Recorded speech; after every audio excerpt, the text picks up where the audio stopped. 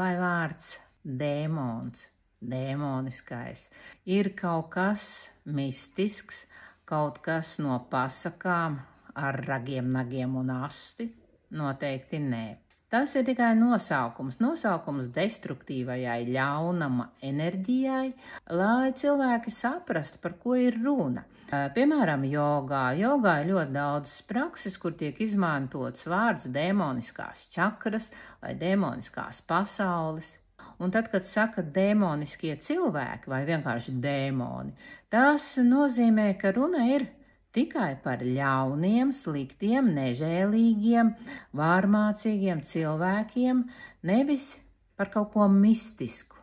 Tie ir cilvēki, kas mums ir apkārt, ikdienā, biznesā, attiecībās, ģimenē.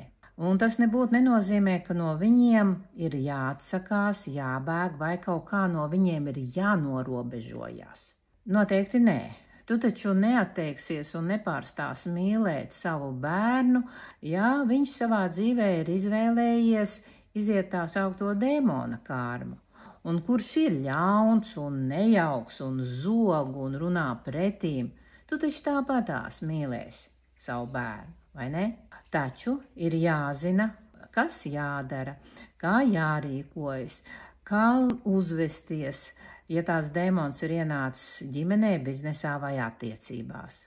Un ja tu gribi uzzināt visu, kas saistīts par šo tēmu, ja tu gribi zināt, kā atpazīt šos cilvēkus, kas pēkšņi ienāk tavā ofisā, tavā birojā vai tavās attiecībās, lai uzzinātu, kā pasargāt sevi, savu biznesu no šādu cilvēku destruktīvās rīcības, sāc mācīties.